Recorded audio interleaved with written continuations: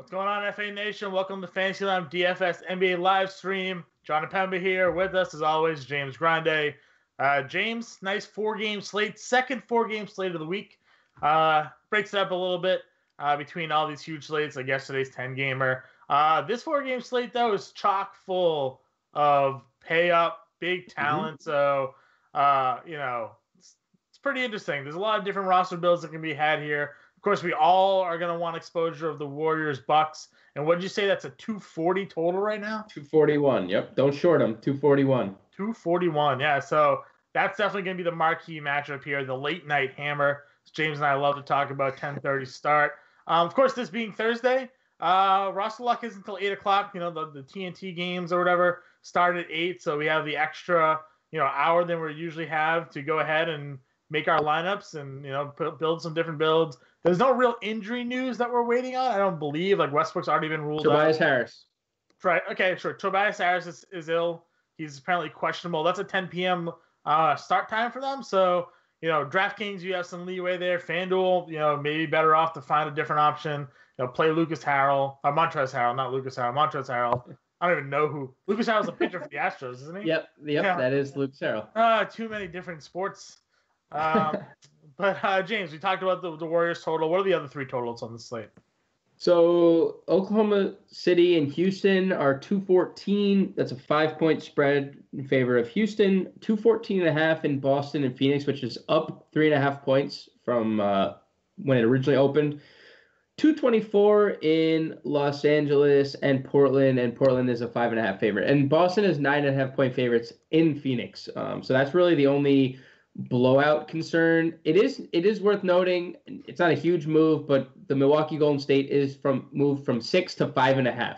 So we are Golden State home again, by the way. Home again. They only play at home.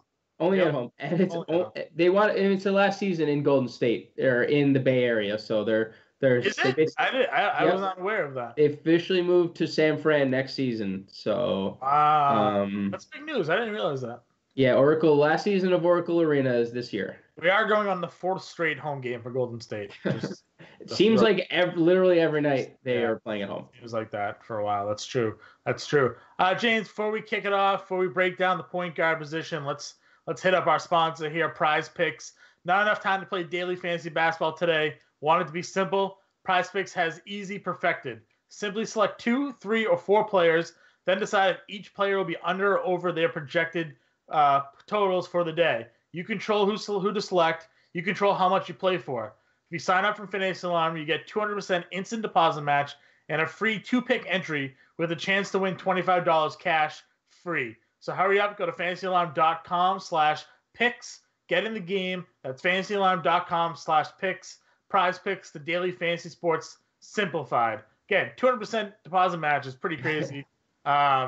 Great sponsor over there. Definitely suggest you go ahead and check them out. Again, what better slate really to do that than tonight? This 4-game slate. A lot of really marquee names on this one. So let's kick it off right away. Let's start at point guard. Steph Curry. You said before we came on here that the Bucks are allowing the most 3-pointers allowed in basketball this season. That is correct. The most. They're tied with the Atlanta Hawks, but I mean that's still for the most. 12.7 per game. That is a lot of threes for a team that shoots so many threes. It's true. And they shoot them efficiently too. Right. I mean, and they have the NBA record holder for threes in the game now with Klay Thompson, who I think broke his own record. Right? I think he broke. Well, I think they've just gone back and forth of breaking one another's records. So yeah, Thompson's had a few video game moments in his career where he just goes and scores like 30 and a half, and hits a crazy amount of threes. So, but here we have, again, this is technically sort of a tough matchup if you look at the numbers. Milwaukee's allowed the second fewest fantasy points to opposing point guards. Does that really impact your decision on whether or not to play Curry tonight? It doesn't, because Curry has a 44% usage rate without Draymond Green on the floor. So regardless of really matchup, he's going to have the ball in his hands literally the entire game. And something that we kind of talked about off air is I think the Bledsoe matchup is easier than Kevin Durant's going to have it tonight, being likely guarded by Giannis everywhere he goes. Milwaukee doesn't really have another defender that they can really just plug in and defend Durant if they want to, avoid using Mostly like Garnett. Tony Snell. Yeah. I wouldn't want to use Tony Snell. So I think Curry is going to be the guy tonight for Golden State. He might be the guy. He might be the guy for the slate. Period. Yeah. So I mean, that's the interesting thing there with these four gamers. It's almost difficult to fade someone like Curry in potentially this spot. We talk about it's rare that we find the Warriors in what could be a competitive contest, and when that happens, is usually where you get those ceiling games out of Durant and Curry, and maybe on this night Klay Thompson too, because no Draymond Green on the floor, like you said, some of that usage rate. It's going to shift around. It seems the usage actually goes all to Curry instead of going around to the rest of the guys, but. You said what 6 point spread here, 241 total. So down to 5.5. Down to 5.5. Yeah. So again, this is going to be one of the few competitive games where we see an under 10, 9-10 point spread here with Golden State. I think we have to take advantage of it. It just so happens to come on a 4-game slate where probably 40% of the field, maybe more, is going to be on these same players. But there's opportunity to differentiate around them. So for me, Curry is really just it at point guard, but say, for instance, you do want to pivot off of him, who else are you looking at? So I think the obvious choices are Kyrie Irving and Chris Paul. I think you fade Damian Lillard tonight, but okay, it's easy. It's easy to sorry. Some background noise there that has me going a little bit. Kyrie has a juicy matchup against Isaiah. I can't stop laughing. Are you okay? What's going on?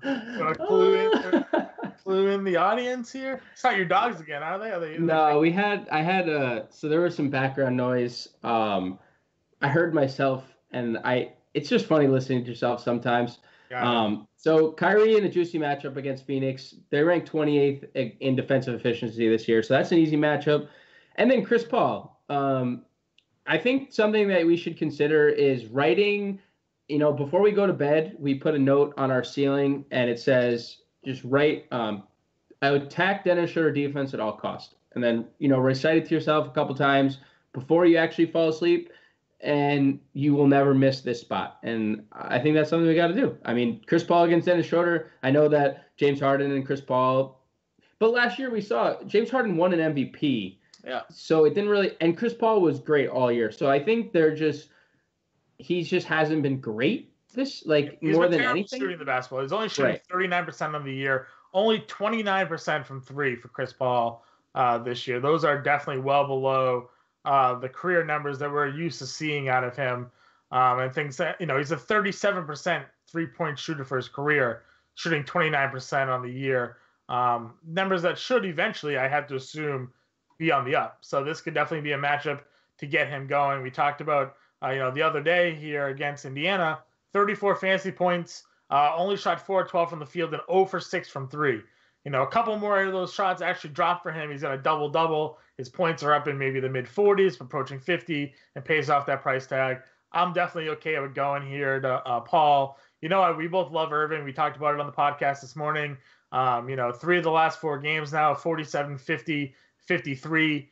He only had 32 points against Indiana. Tougher matchup there. They have Oladipo. It's probably the one on him. Collison's isn't the worst defender either. But here he has Phoenix, who is allowing the 8th most fantasy points to opposing guards. Isaiah Cannon really doesn't stand a chance defending him. So I'm expecting sort of a big output here from Irving. My only question is, how big does a blowout happen? When does it happen? Do we get 4 quarters of Kyrie and the Celtics pull away at the end? Or do we get 3 quarters of Kyrie and he's playing 28 minutes? So that's the question I have here. I don't think there's really an answer. All I know is that Phoenix is getting blown out like every game. So I think they stand a better chance with Devin Booker healthy, and I think they stand a better chance if Devin Booker can actually shoot a decent percentage. But until that happens, and it really hasn't been happening lately, then it's likely going to be a blowout, which is why I think if you are going to play cash games, you'd probably go Paul over Kyrie because this game projects to stay closer than the Boston Celtics game. fair. That's fair. Another point that I like, and we didn't really talk about him much on the podcast today, but just sort of someone I think more of his game stack, maybe just the game theory, has been Eric Bledsoe. He's a decent price tag on both FanDuel and DraftKings. He sort of fits, on FanDuel, he kind of fits in as that like point guard 2 if you're going to try to pay up for Curry. What do you think about Bledsoe in this spot here? He's going to get the Curry matchup, presumably. You think about the defensive matchups. Klay Thompson's probably going to be on Middleton. We know Giannis and Durant will match up. Curry's not, the most efficient defender. In last year, in 2 games against Golden State, Bledsoe averaged over 20 real points, 3 assists, 4 rebounds, 4 steals per game in those 2 games as well. So Curry this year, 110 defensive rating. I think that's something that we should take advantage of. And he has a negative 1.9 defensive box score plus minus.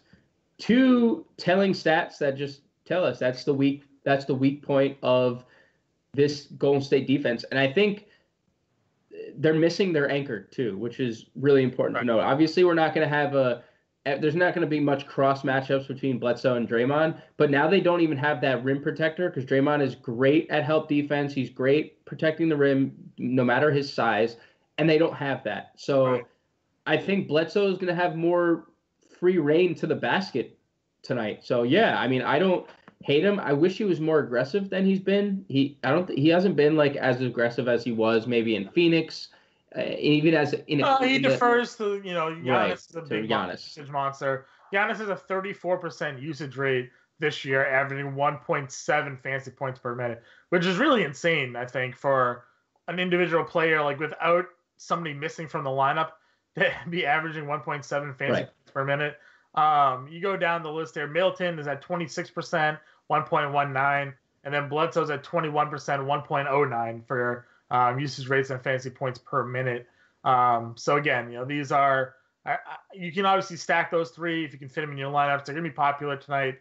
But I like Bledsoe's potential upside here at a cheaper cost than both Middleton, obviously cheaper than Giannis. And we saw the upside game from Bledsoe earlier this year against the Knicks when he went for 48 DraftKings points. So again, I think this could be a spot for him. He's cheap enough on both sides to get him in your lineups. Yep, I agree with all of that, all of those sentiments. Nice. Any other point guards that you have interest in? I think if you're going to punt the position or spend down, I think there's really only 3 guys. It's either Isaiah Cannon, Patrick Beverley, Shai Gilgeous-Alexander. Cannon saw 36 minutes against the Brooklyn Nets, I believe, in their last matchup. So I think that's someone you consider. Kyrie's definitely the weak spot on the Boston side of things defensively. So I think Cannon could be interesting. We're only looking for about 26 on FanDuel. And what's his price over on DraftKings? 3.9. So we're looking for literally 19 points out of him. So I think he's interesting, probably more on DraftKings. Beverly saw massive amounts of minutes without Avery Bradley in the lineup. And if Tobias Harris also sits, I think there could be a few more shots going his way. I think he could be interesting. And Gilgeous-Alexander started for Bradley last time. So he only played 25 minutes, but this is a guy we liked earlier in the year. He was their first-round draft pick. There is an upside. He can shoot the ball, score a few points, and he's not expensive. 4K on FanDuel, so we're looking for 20 points. I think he can get that in 25. So I think those are the 3 guys, and I don't think I'd go any further down. I mean, I guess if you're playing game theories – and you think Boston blows it out, maybe you play Terry Rozier, maybe as a dark horse GPP. Hey, this could be the showcase game. Yeah. With the rumors, Phoenix is aggressively pursuing Terry Rozier. Rozier's made it known he's not happy with his role with the Celtics, not happy with his minutes and playing time. Maybe Boston just leaves Rozier in Phoenix after this game and they work out a deal. Who knows? Maybe he switches jerseys at halftime. Let's move on to the shooting guard position here. James Harden is the top price player as well. I think he's going to be the contrarian pivot off of all the other guys, right? Like I think if your people are spending up today, they're spending up on Curry, Durant, Giannis. They're probably going to spend up on Paul George. So I don't see Harden really getting the ownership, which I mean, Yeah, this year again, he hasn't again had a huge ceiling either. Him and Paul have sort of clashed. We saw a 59 pointer against the Clippers earlier this year, but maybe this is a spot for him when he goes low owned, and you can get a 60 or 70 point game out of Harden. I mean, that's the type of thing that we want, though. Like the upside that he possesses, especially if Eric Gordon sits again. There's going to be more shot attempts because we know Eric Gordon, when he's on the floor, he shoots. Yeah. So there's going to be a few more shots to go his way, and that doesn't necessarily matter because Harden's never seen a shot he doesn't like anyway. It's not like Eric Gordon's like impacting that at all. But I mean, last year against OKC, 26 points per game, 11 assists per game, 6 rebounds per game. I think that's a realistic expectation here. And I mean, I'm kind of into him. It's weird. You're not going to see this a lot, but he's less than Steph Curry on DraftKings. Like, you're not going to see him less than a lot of players on DraftKings. I think we should load up in tournaments. I obviously prefer Curry and Giannis in a cash game. Right. But in a tournament, you're like you said, you're gonna get Harden at low ownership. So I mean, I kind of like him tonight for tournaments. That's fine. Do you stand on the kind of the next tier here? Booker, Middleton, and Schroeder. We know that Schroeder's a guy that you like playing yesterday. Do you go back to the well with Schroeder, knowing that now you might have to deal with Chris Paul most of the time there? I think you can, just because there's going to be so much shots, and there's so many shots and so much usage available. And I don't love it. I think like if I were to rank them, I'd go Middleton, Schroeder, Booker. Okay. But I still think there's upside. I don't think Chris Paul is as good of a defender, as stingy as he once was. I mean, he's getting up there in age, and Schroeder isn't really a jump shooter. So it's not like we have to worry about, like the tired legs necessarily. Like I always talk about, I don't like jump shooters on back-to-backs. But he is someone who slashes to the basket. That's like what he does. He's just a slasher. So I think he's fine from like if you're worried about stamina or in that aspect. And the defense isn't like the same as it was for Chris Paul. So I don't mind him, but I think I do prefer Middleton, and we get Middleton for cheaper too, ultimately. So I like Middleton a lot. You asked me on the podcast, am I chasing CJ McCollum points? I said no, but it's not that I'm not interested in McCollum here. I don't think we're going to see another 64 FanDuel product point game out of him. But you look at the offense really in Portland, it's mostly just Lillard and McCollum, and the other guys, chip in here and there, but largely this is who it is. So I still think McCollum's someone you can play. And again, I think he may be a guy that maybe goes overlooked if you think of the other matchups you mentioned, Schroeder and Middleton and Booker, like those three guys, Klay Thompson, Lou Williams, who we're going to touch on in a minute. I think they're sort of, sandwiching McCollum, and he gets missed in this game. I mean, he's gone for 30 actual in 2 of the last 3 games. Both were kind of pace-up spots against poor defensive teams. Mm-hmm. That fits obviously, the Clippers, right? Does that fit the Clippers? Clippers probably aren't a great defensive team. The Clippers, I mean, think about it. He's missing Avery Bradley, so there's a great defender gone. Gilgeous-Alexander has yet to find. We don't know if what he is as a defender. He's still young. He probably, I don't think he is. And then he could potentially get Lou Williams defense, which is that's like equivalent of Dennis Schroeder, because we know Lou Williams just worries about offense. So I think McCollum's firmly in play here. But like you said, do we want to I find myself in my builds going up to Middleton, but I think if you're building like multiple lineups, it would be smart for you to get your McCollum shares, because you don't want to miss out on that 30 actual point game with a couple assists, couple rebounds, and then he has 45 DraftKings points the other night, and Middleton's at 35 and he cost you more. So yeah, I think you do want to maybe split your ownership if you're going to play a lot of Middleton. I think you do want your shares of McCollum as well. Now, it is limited sort of minutes here, with SGA, but his defensive rating on the year is 100.9, which is pretty good. 100.9? Yeah. Do you have his defensive box score plus minus up as well? I don't. I just have his defensive rating. I mean, that defensive rating is pretty impressive. All right, well, that maybe scares me off a little bit. So his defensive box score plus minus is currently 1. So he's actually grading out as a pretty good defender. But he's only playing 25 minutes, so That's what I said. It's limited, right. limited sort of minutes here, but yeah, that number, that's a pretty good number there for Mr. SGA. I'm not going to go ahead and pronounce his name because I'll just embarrass myself. So, I think that's better than I was expecting too. You don't see young kids really come into the league at his age and play good defense, something they usually pick up afterwards. But he's a pretty lengthy wing there, 6'7". I don't have his wingspan, obviously, but just that size at shooting guard is pretty tough to deal with, probably for most other guards in the league for sure. So yeah, I mean, again, I still think McCollum maybe has a pivot, and and Clippers are allowing the ninth most fantasy points to the shooting guard position, so still possible upside there. I mentioned Klay Thompson and Lou Williams as guys that below McCollum. Thompson, as we mentioned, doesn't really get the usage bump with Draymond Green off the floor, but again, this is a team that we talked about Milwaukee allowing the most 3-point shots this season. So Thompson certainly is going to be jacking those up.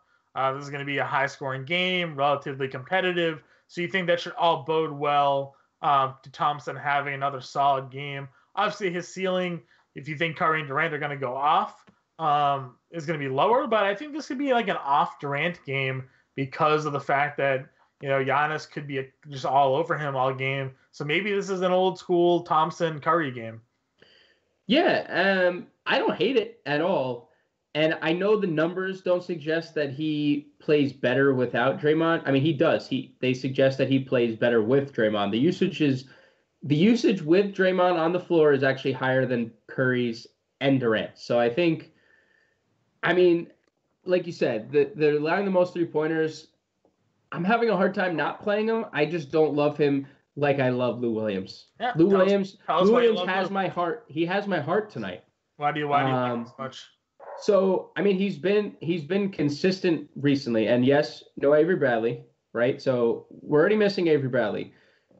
We've been waiting for Lou Williams to score because we know that's the one thing that Lou Williams does is score. He's gone over 20 actual in 3 straight games, and just so we know, if Tobias Harris sits tonight, we have Lou Williams at 38.5% usage without Harris and Avery Bradley off the floor, almost 1.5 fantasy points per minute. Pretty good. Those are huge numbers. He's going to take 20-plus shots tonight, easy if Tobias Harris sits. And we've been saying it all year, C.J. McCollum is not a good defender. So everything aligns. Everything is aligning. We just need the official word that Tobias is out. And I'm going to be on Lou Williams whether or not Tobias sits or doesn't, but I just like him that much more.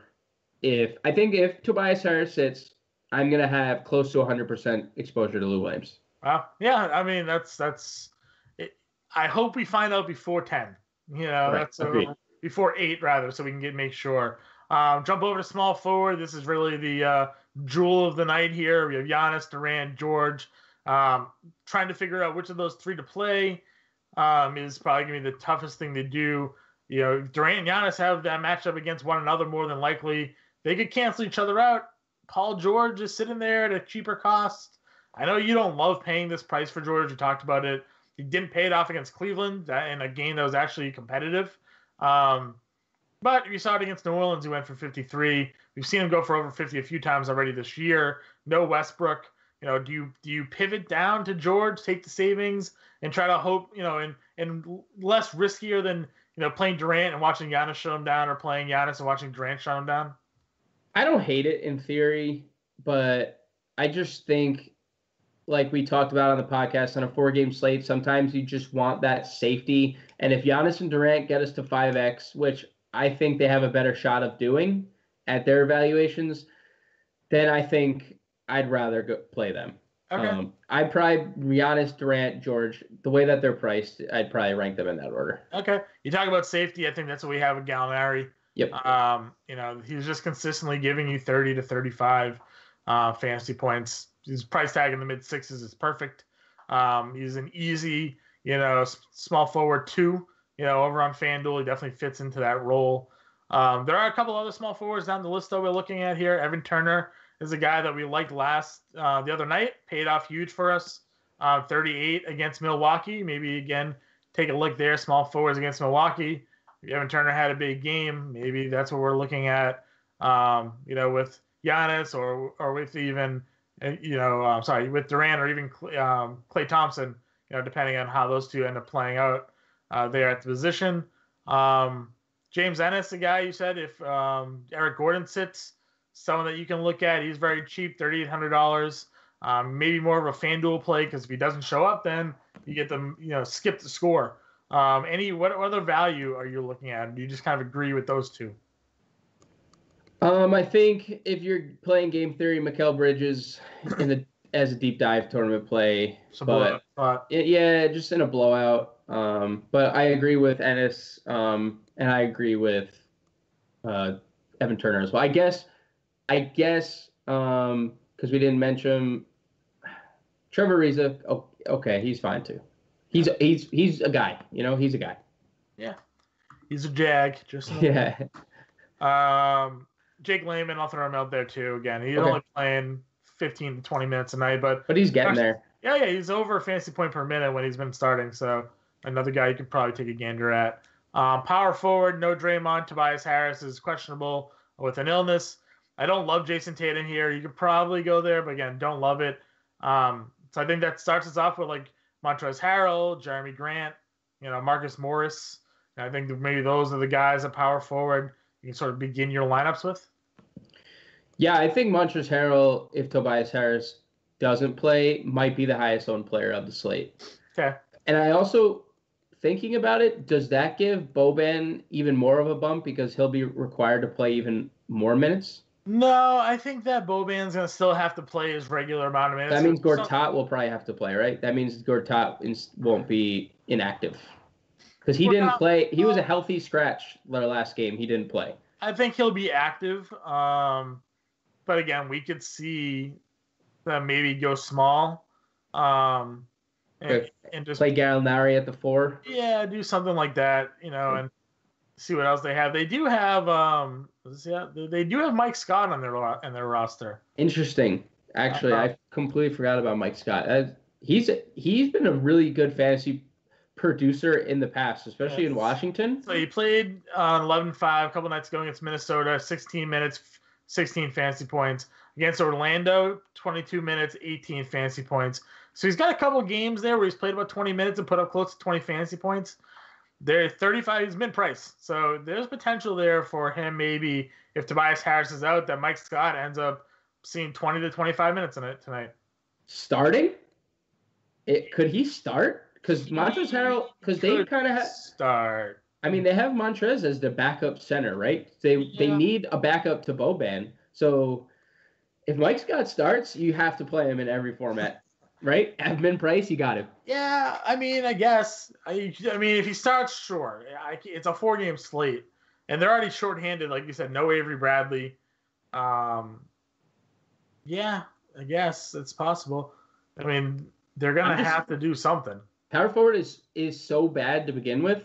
So, we're going to mention guys like Jonas Jerebko, Kevin Looney, and so on and so forth. So, is it really terrible to just throw Mike Scott into that equation too? Especially if we get a guy who could potentially start because they don't want to take Harrell out of that backup center role because Boban can't play more than 22 minutes, like you said. Yeah. I mean, they could just as easily start Boban and Harrell together. Right. Boban comes out after 8 or 9 minutes, move Harrell to center, and then shift Scott in or something like that. It's possible, but yeah, their rotation is definitely going to be short if Tobias Harris does not play. You're also right. This could just be a Gortat out of necessity that he ends up being active and maybe plays 10 minutes. Just to spell those guys quickly because it's already 6:30. Not that we have time. With the things, not till 8 o'clock.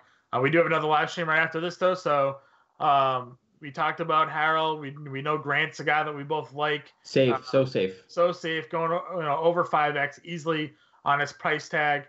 You like Al-Farouq Amino in pace-up games. Maybe this is a spot for him against the Clippers, especially if they have to go small. Amino's probably going to have to stay on the floor there.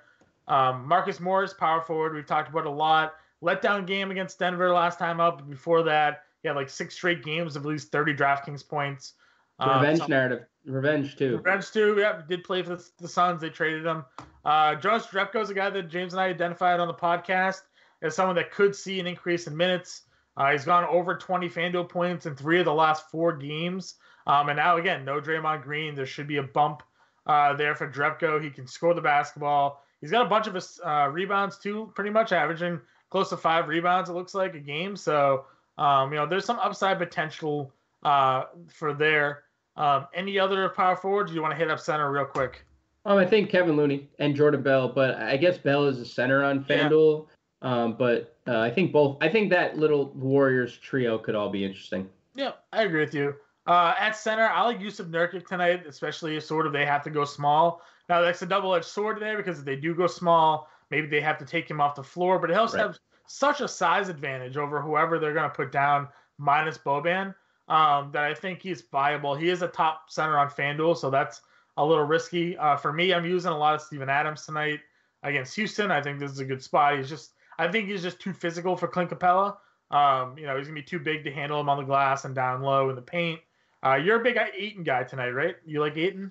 I mean, I like him just because the discounted price that he's blowout proof. He sees over 30 minutes regardless of really what. Eric Gordon ruled out. Just throwing that out there. Just broke. So, yeah, I mean, then Ennis is definitely in theory. And probably Carmelo, too, because it's so weak. Like the small forward, power forward is so weak, and there's just some extra shots. So I'd probably play some Carmelo shares as well if you're making multiple lineups.